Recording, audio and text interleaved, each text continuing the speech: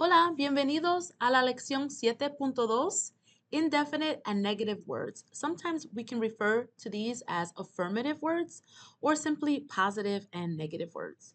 As you can tell from the chart that we have here, we're dealing with opposites. So we can compare something with nothing or someone with no one. There's just so many words on the page because there's options. Like I can say I can say no one or nobody or not anyone. But honestly, I think you probably could have made that connection. So we have uno, dos, tres, cuatro, cinco, seis. Officially, there's 6 sets here that we're working with. So I'm going to go over these words with you, but it's important that I show you examples. So I have a PowerPoint that we're going to just jump into very shortly. But let's look at all 6 pairs and just try to say them with me. Algo, nada. Alguien, nadie. Alguno, ninguno. And let's compare that to each one. Alguna, ninguna. Algunas, ninguna. Algunos, ninguno. Did you see what just happened there? You have algunas, but there's no such word as ningunas with an S. Because if there's not one, none, zero, it can't be plural. Therefore, there is no plural over here. Okay? When I say okay, it's like you got it because I don't want to keep repeating it, but since this is a video, you can go back and hear that again. But that was an important point I made, that you can say algunos, but when you negate it, it's going to be ninguno or ningún. So let me explain the difference between algún and alguno. We're not really seeing alguno, but it exists. Let me see. I forget if it's going to come up later. It does. Okay, so when it comes up later, I'll just kind of go over it because it's down here. But just know that they are different in use of your sentence structure, but they still refer to the same ideas, like something. Okay, and then we have the algún and ningún. When you have an o, you negate it with an e. Sometimes you have two o, then you'll have two ni. But you don't always have two o's, so you don't always need two ni's. Then we have siempre being negated with nunca, or you can also negate siempre with jamás. Jamás is just like level up exaggeration of never, like just even if you don't say it that way, jamás just shows in meaning that it's a little more dramatic. So like never ever. You can even say nunca jamás, and that's really never ever ever ever getting back together. Like never. También and tampoco are opposites of each other, but they work a little differently. So what I want to do first before I get into some extra little details is go to that PowerPoint that I referenced, and I want to look through examples, and we're going to look at them in question and answer because that's how this often happens. So algo is a pair with nada. So I'll ask someone a question, ¿Quieres algo de beber? And they'll negate that with no quiero nada. So there you have your algo and your nada. We have the first no because I'm answering the question, no. But then it's no quiero because no, I don't want. So there's already 2 negatives there. But then we don't say no quiero algo. We can't. In Spanish, once you are in a negative sentence, once you said no, we have to use negative words. So it would be incorrect to use algo in your response. It has to be nada. No quiero nada. And it looks in the similar structure, like after the verb quieres, we had algo. After quiero, we had nada. So they fit in very nicely often. Let's look at 2 more examples. ¿Quieres algo para tu cumpleaños? No quiero nada para mi cumpleaños. ¿Necesitas algo? Do you need something? No necesito nada. So just highlighting the 2 uses of no here because no, I don't. Still my negative word. We still have our double no's, but now we're just making reference to the no in front of the verb and after having that negative word. And then ultimately just knowing that algo goes down here with nada. Okay. Let's look at alguien y nadie. ¿Es alguien en tu familia doctor? Is someone in your family a doctor? No, nadie es doctor. You can actually place the nadie in front of the verb. So there's certain ones, for example, with nada does not go nicely before the verb. That's why I never placed it there. But you can use nadie in front of the verb, and that would actually work. ¿Hay alguien en tu casa en este momento? Is there someone in your house right now? No, no hay nadie. So just make sure you always know that you have to have a negative before your verb at all times. So in the first example, we used nadie. So we said, no, nadie es. And that was fine. No, no one's a doctor. Again, the first no answers my question. The second part is really the statement. So I'm doing the same thing, but I put nadie behind. So now that I put nadie behind, I have the no in front. No, no hay nadie. No, there isn't anyone. So that there's no and there's the isn't, but then there's, in Spanish, we have to use the negative. So no, no hay nadie.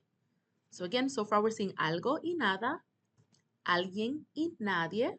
Our third pair is all of the forms of algún and ningún. I just put the shortened version of the masculine.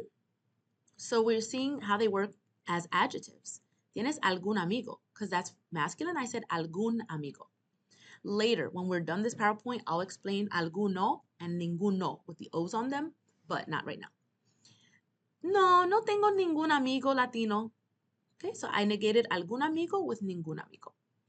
I did a plural. ¿Tienes algunos amigos mexicanos?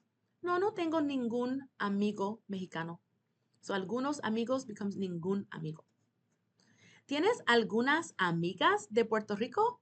Well, if this is feminine and plural, I'm going to go feminine, but there is no plural, right? Same thing with algunos became ningún. There's no amigo mexicano, ningún. And there's no amiga de Puerto Rico, so ninguna. There is still a feminine. So again, any form of algún can be negated with any form of ningún. More coming soon. Now, if you have sometimes or almost sometimes or always, you can negate that with nunca and have never. So we have a veces or siempre negated with nunca. ¿Siempre almuerzas en la cafetería? I can choose to put my negative word all the way in the back of the sentence.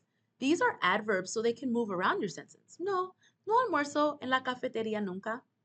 But the ones so far that went well in the front, nadie can go in the front of a verb. This does not go in the front of a verb, really. So nah. And nunca. Those are the only two that I would recommend you try, nadie and nunca. The other ones, they won't sound right. So they don't go in the front of the verb. Like even just to say no, nunca, that works. Yeah, this one does, but not the others is what I'm saying. So you can say no, no almuerzo en la cafetería nunca, or no, nunca almuerzo en la cafetería. ¿Comes comida venezolana a veces? Remember, we can still negate a veces with nunca. No, nunca como comida venezolana. And I could have chosen to put that in the back and say, no, no como comida venezolana nunca. We have our y or o, which is and or, right? And then we can negate that with ni. Here's some examples. ¿Prefieres el té o el café? No prefiero el té ni el café. Where I had one O, I put one ni. There's no reason for two because I only had one O. ¿Es tu compañero antipático y perezoso? No, no es antipático ni perezoso. So when you're writing a negative or responding in a negative form, instead of saying y, you also negate that with ni. So o gets negated by ni, which is or. And then e, which is and, gets negated by ni as well. There's one more set that I want to go over with you. It's the también and the tampoco. And they work in two different ways. First is if I make a affirmative statement. Me gusta la pizza. Something I like. Me gusta la pizza. Me gustan las papas fritas. Me gusta la limonada. If you agree with my affirmative statement, you can say yo también. Sorry. But if I make a negative statement, like just no me gusta el café, no me gustan las verduras, No me gusta estudiar arte. If you agree, you're still agreeing, but you're agreeing with a negative statement. So you would say, yo tampoco. So let me do some practice for you to try. Would it be a también or a tampoco? Soy de New Jersey. If you are also from New Jersey, you can say yo también. If you're not from New Jersey, there's nothing for you to say because you cannot say yo tampoco. Yo tampoco is when you agree with a negative statement. Remember how they both agree? So yeah, that was a trick. Okay, maybe, but it got you thinking, didn't it? Okay, how about this one? Vivo en Pennsylvania. ¿Tú también? Right, so if you do also, you can say yo también. Let me give you another example, either affirmative or negative. Soy puertorriqueña. Are you also Puerto Rican? If you are, you can say yo también. If you're not, you can't use tampoco. I did it to you again. I did it again. Because the point is that people think saying yo tampoco, it's saying not me. That's not what you're doing. What you're doing is you're saying, I'm agreeing with that statement. It just happens to be a negative statement. So let me give you some negative statements. No me gusta el café. If you also do not like coffee, you can read what is there. Yo tampoco. Okay. No me gustan las cebollas. I don't like onions. Yo tampoco. Here's another unpopular opinion. No me gustan los Crocs. I don't like Crocs. You either? Then say yo tampoco.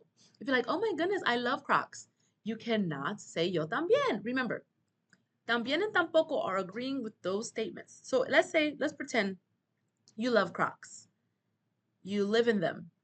And I say, no me gustan los Crocs. You say, bueno, a mí sí. You're like, well, I do. You see, you just kind of transition to another statement. Another way to use también or tampoco is simply in your own statements. Yo quiero estudiar francés también. You can just use también when you want to use it as also. I also want to travel to Puerto Rico. Like I want to travel to, let's see, places I have not been yet. Yo quiero viajar a Costa Rica y también quiero viajar a Panamá. Now let's say I'm just going to make a negative statement. No quiero estudiar francés. Tampoco quiero estudiar inglés. So it's not only to comment on someone else's statements, you can just use them in your own statement as also or either or neither. Let's go back to your book and look at our chart. So let's go back to your textbook and see, también is like also or like me too or me neither or not either. Okay, no wonder I was confused, but neither is the best word. We have some examples here. Nadie se levanta temprano or no se levanta nadie temprano. I mentioned that you can place the negative word before, but really the only ones that work well are nadie and nunca. That's why they're here as examples, okay? When you have alguien or nadie, they are considered people, right? So you will use alguien when that's your direct object. Perdón, señor, ¿busca usted a alguien? No, gracias, señorita. No busco a nadie. So sometimes we have that a personal before alguien or nadie. If alguno is referring to a person, because alguno can be any, like any sibling or any friend. So like sometimes with my son, I'm like, well, do you want me to call any of your friends to go to the park? ¿Quiere que yo llame a algún amigo? ¿A algún amigo? Any friend? ¿Alguno de tus hermanos?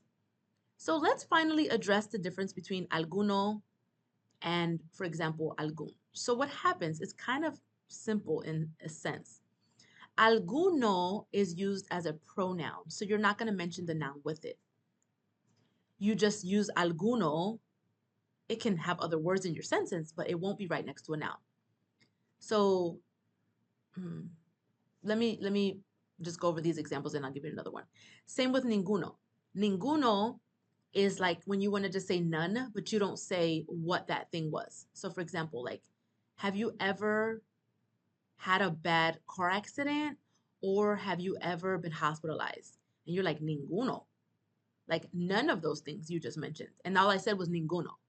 But I can say ningún accidente Y ninguna hospitalización. But I can just shorten it by saying none. No, none. And I just said ninguno. ¿Tienen ustedes algún amigo? See how algún came with amigo? No tenemos ningún amigo. So that's what it is that when you use it with the noun, we're shortening it. But when you use it without the noun as a pronoun, then you keep the O on it. It's like the difference of uno versus un. I can say uno, dos, tres. I can say, oh, I have one, tengo uno. But if I have one book, I say tengo un libro. So hopefully that helped you out too. Okay, so I want to go over these last few points and then we'll practice. I know in English we talk about not using double negatives, but in Spanish we have to use not only double but triple and quadruple negatives. So you can have things like nunca le escribo a nadie, pero no me preocupo nunca por nada. Nadie nunca me dice nada. You see, like I can have multiple negatives, 2 or more negative words. So think about that. The word pero means but, only one R. With 2 R's, it means dog, right? So this is pero. But we also have a sino when you bring but rather, on the contrary, like not this, but let me tell you what it is. Let's look at some examples of sino. Los estudiantes no se acuestan temprano, sino tarde. Esas gafas son caras, pero bonitas. So do you want to say but rather, or do you want to just say good old but? María no habla francés, sino español. Let me clarify that for you. José es inteligente, pero no saca buenas notas. So there you have some other options. So this is going to be fun. So what you're going to do, and I like how in this activity, we're going to be able to place your negative words either before the verb or after in the cases where it makes sense. Okay, and most of these seem to have multiple options, but not every single one.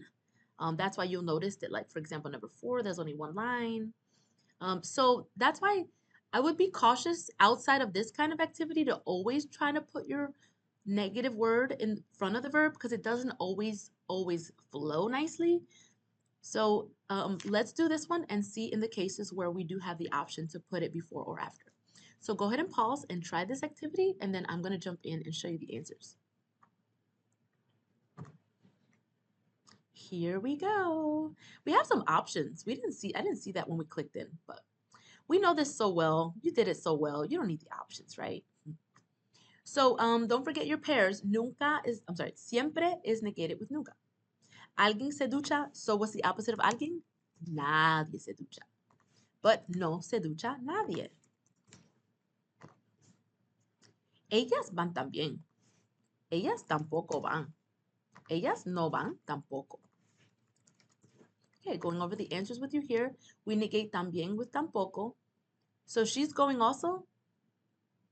Or not just she, it's really they. They are going also. They are not going.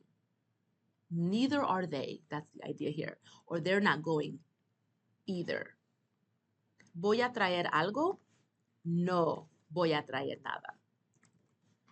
Starting this with nada would not have made sense. That's why I always tell you be cautious because it's hard for you to know that when it sounds right in the front. So I always tell students just don't try to put it in the front so much. Nunca does work in the front. And nadie is a nice one in the front. But just try the structure of no, verb, negative word. Okay, we have a few more. Tú siempre te lavas las manos. Tú nunca te lavas las manos. Tú no te lavas las manos. Nunca. Okay. All right, so if you haven't tried yet, you still have a chance. There's 11 of these. So I'm going to go over the answers.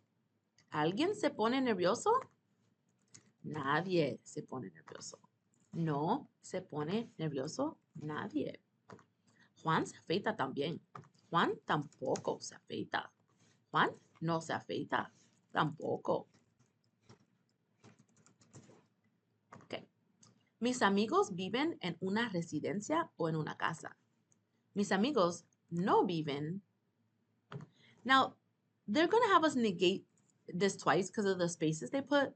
It wasn't 100% necessary.